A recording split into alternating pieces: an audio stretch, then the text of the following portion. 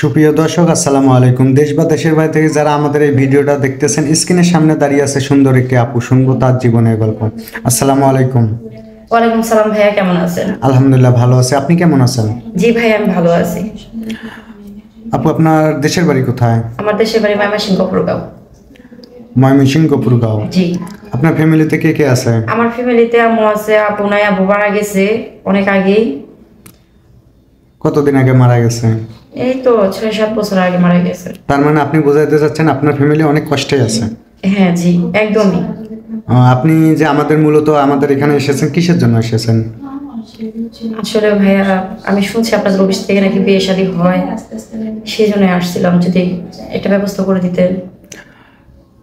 আমাদের এখানে আসলে কি বিয়ে শাদী হয়? শুনছিলাম তো, সেই জন্য আসছিলাম। তা আপনি কি রকম মনের মানুষ চান?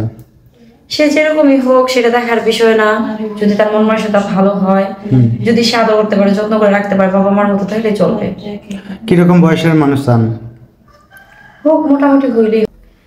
ভাইয়া 40 বা 45 বয়স হইলেও কোনো সমস্যা নাই, তবে ভালো একটা মনের মানুষ হইতে হবে, ভালো হইতে হবে, যেহেতু তার নিয়ে আমি সারা জীবন কাটাবো, এই আর কি, আর কোনো কিছুই না।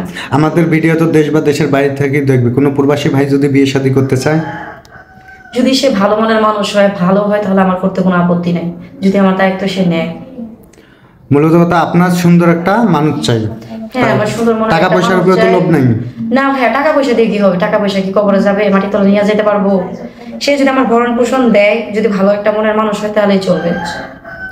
আপু, একটা কথা জিজ্ঞেস করি, হ্যাঁ? বলেন। আপনার কি ফোন আছে পার্সোনাল? না ভাই, আমার পার্সোনাল কোনো ফোন নাই।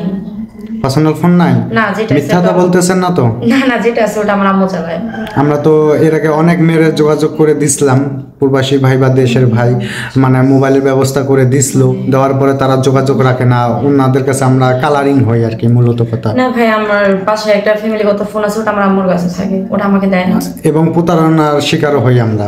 এরকম তো করবেন না আপনি? না ভাইয়া, সবাই তো সমান হয় না, যদি সমান হতে তাহলে তার পৃথিবী চলতো না।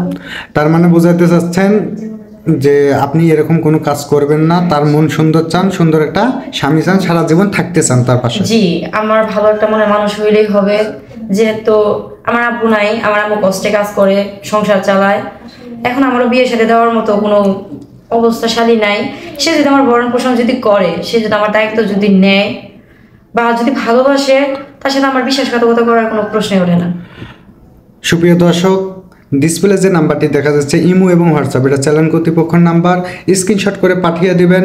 অযথা কেউ ফোন কল করবেন না, অযথা ফোন কল করলে আমরা ব্লক করে বাধ্য হব।